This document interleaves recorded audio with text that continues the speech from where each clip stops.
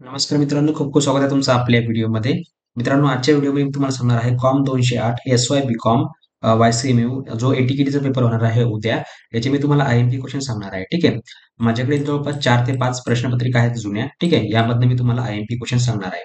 मित्रांनो, तुम्हाला जर काही आय-एम-पी क्वेश्चन पाहिजे असतील आणि ह्या प्रश्नपत्रिका पाहिजे असेल, तसंच होम असाइनमेंटच्या तुम्हाला रेडीमेड उत्तरं पाहिजे असेल, तर तुम्ही आपलं ॲप्लिकेशन आहे प्ले स्टोअरवरती परीक्षित अभ्यास ए टू टॉप. ठीक आहे. हे ॲप्लिकेशन डाउनलोड करा. त्यामध्ये तुम्हाला पीडीएफ वगैरे उपलब्ध करून दिलेली आहे. ठीक आहे. किंवा तुम्हाला या व्हिडिओचे डिस्क्रिप्शनमध्ये तुम्हाला ॲपची लिंक दिलेली आहे. तिथं तुम्ही ॲप डाउनलोड करू शकता. ठीक आहे. तर चला मित्रांनो व्हिडिओला चालू करूया. ठीक आहे. तर सगळ्यात पहिला आय-एम-पी क्वेश्चन आहे मित्रांनो आपल्याकडे बँक जुळवणी पत्रक कसं तयार करायचं? ठीक आहे. तर बँक जुळवणी पत्रक कसं तयार करायचं? हे मी तुम्हाला याच्यामध्ये सांगणार आहे. ठीक आहे. त्याच्यानंतर बघा याच्यामध्ये अ, हे जो आहे प्रश्न आहे हा तुम्हाला पुस्तकामध्ये वाचून घ्यायचा आहे. बँक जुळवणी पत्रक कसं तयार करायचं? हा दरवर्षी प्रश्न येतो. नंतर दुसरं बघा याच्यामध्ये बँक जुळवणी पत्रक तयार करायचं आहे तुम्हाला दिलेल्या माहितीवरनं. ठीक आहे. तर इथे तुम्हाला काही माहिती दिलेली आहे. यावरनं तुम्हाला जे आहे बँक जुळवणी पत्रक तयार करायचं आहे. ठीक आहे. तर इथे तुम्हाला जे आहे ते अ, जी माहिती दिली आहे याच्यावरून तुम्ही करू शकता. तर हे तुम्हाला पुस्तकामध्ये दिलेलं आहे. त्यामधून तुम्ही हे बघू शकता कशाप्रकारे करायचं ते. काहीच नाही जास्त बघा तुम्हाला रकाने करायची त्याच्यामध्ये तुम्हाला त्याच्यामध्ये याच्यामध्ये जी रक्कम आहे ती रक्कम लिहायची. ठीक आहे. त्याचा तपशील वगैरे लिहायचा एकदम सोपा आहे. नंतर आहे बघा हुंडी म्हणजे काय आणि हुंडीची वैशिष्ट्ये. ठीक आहे. ह्या दरवर्षी प्रश्न आहे तो तुम्हाला वाचून घ्यायचा आहे. ठीक आहे. हुंडीचा नमुना कसा असतो तुम्हाला याच्यावर बनवायचा आहे. ठीक आहे. पेपरवरती तुम्ही बनवू शकता हुंडीचा नमुना. ठीक आहे. घसारा म्हणजे काय हे देखील तुम्हाला वाचून घ्यायचं आहे. हे तुम्हाला सगळे प्रश्न उद्या येणार आहेत. ठीक आहे. त्याच्यानंतर बघा इथे तुम्हाला एक दिलेलं आहे. यावरनं तुम्हाला जे आहे ते अ, घसाऱ्याची रक्कम निश्चित करा. पहिले खाते तयार. ठीक आहे. तुम्हाला इथे घसारा खाते तयार करायचं आहे. नंतर भागीदारी म्हणजे काय त्याला आपण पार्टनरशिप म्हणतो. ते देखील तुम्हाला वाचून घ्यायचं आहे.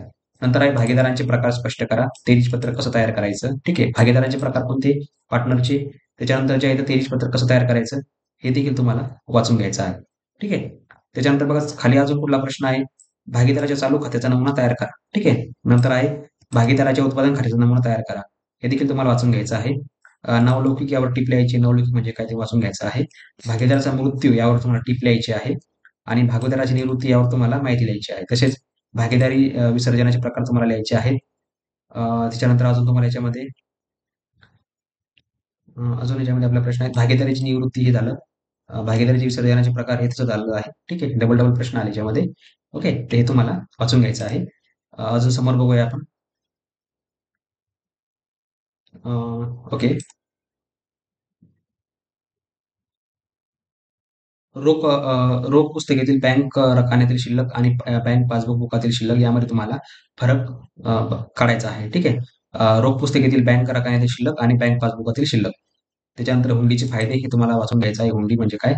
त्याच्यानंतर घसारा, हुंडीचा नमुना तुम्हाला इथं जी माहिती दिलेली आहे, यावरून तुम्हाला हुंडीचा नमुना करायचा आहे. नमुना कसा तयार करायचा? तो पुस्तकामध्ये दिलेला आहे. तुम्ही पुस्तकामधून हुंडीचा नमुना बघू शकता.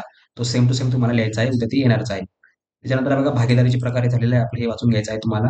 इथे तुम्हाला व्यापार खाते तयार करायचं आहे दिलेल्या माहितीवरून. ठीक आहे. तुम्हाला काही साठा दिलेला आहे.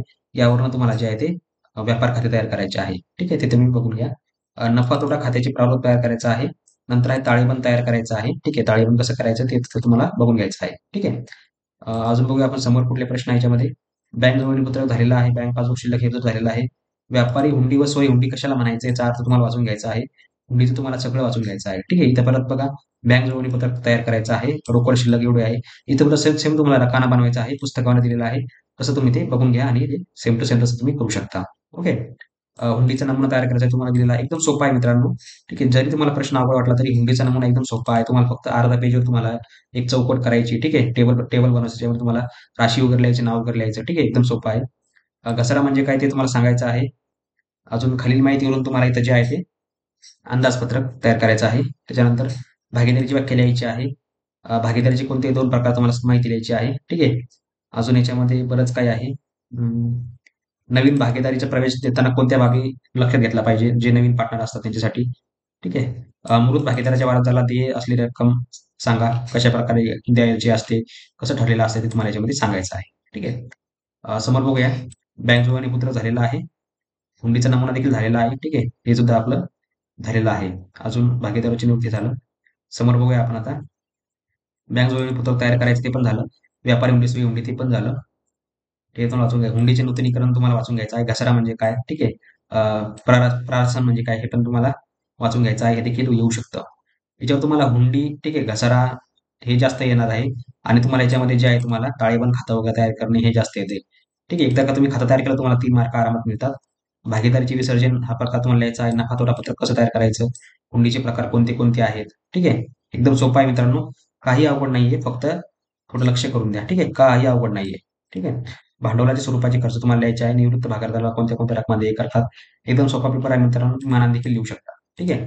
तर अशा मित्रांनो तुम्हाला व्हिडिओ आवडला असेल. ज्यांना कोणाला होम असाइनमेंट वगैरे पाहिजे असेल त्यांनी आपलं ॲप्लिकेशन डाउनलोड करा. परीक्षेत अभ्यास ए टू टॉक. ठीक आहे. यावर तुम्हाला बरंच काही शिकायला मिळेल. नोट्स वगैरे आहेत. IMP क्वेश्चन सुद्धा दिलेले आहेत. ठीक आहे. तर मित्रांनो भेटूया पुढच्या व्हिडिओमध्ये. तोपर्यंत बघत राहा, शिकत राहा. जय हिंद, जय महाराष्ट्र.